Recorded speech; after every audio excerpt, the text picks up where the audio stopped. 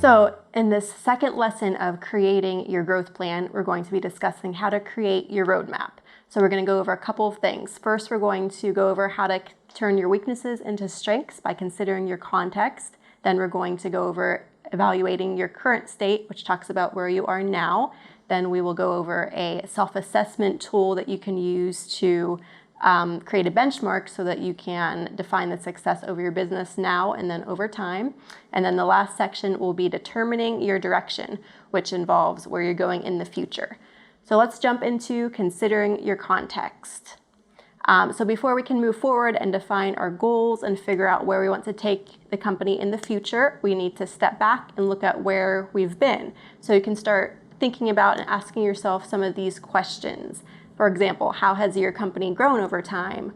What are the major success stories that you have? What does that growth trajectory look like? Have there been any challenges or weaknesses that you've had to overcome? What have you learned? And what we really want to do is we want to begin to frame those things that we have done well in the past so that we can build momentum to move forward with success in the future. And what we do when we sit down with clients is we'll ask them questions and really get them to start thinking about what is it that they've done well? What are those success stories that they're really proud of? Because that brings clarity and definition for where they are at the moment and then where they want to go in the future, which are the sections that we're going to talk about in a couple minutes. So I'll give you some examples of some questions that you can start thinking about and start thinking about those stories that apply to your context. For example, maybe you're a second or third generation company, and because you've been in business for so long, you're really the expert in your industry, the expert at what you do. And that's allowed you to become very knowledgeable over time and then also grow your business. So that would be a huge success story that we want to highlight. Or maybe you started out with one product or service and now you've grown into multiple products or services and you even have multiple divisions that really allow you to be a total solution provider to your customer. So again, that would be another example of a success story that you would want to highlight. Or if you're a startup business, maybe you've really taken the time to research the market and you've really done your due diligence to define your product or your service and perfect it, and now you're ready to release it to the world.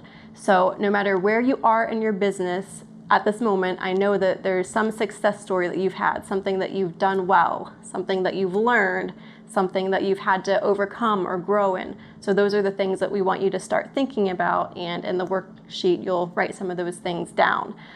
Because really what we're trying to get at is what are the key differentiators of your business? What are those things that are in your core foundations? Another way to ask that question would be, how have your values influenced your past? What is it that your company does better than any other company out there? And for the key differentiators, I think it's helpful to think about that more in terms of just the product or the service that you offer and less in terms of the, your overall company.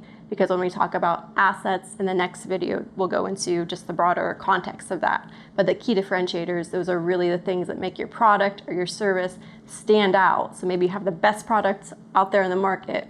Maybe your product is more cost effective than what's on the market. Maybe you have, the best service if you're a service-based business. What are those things that really make you stand out?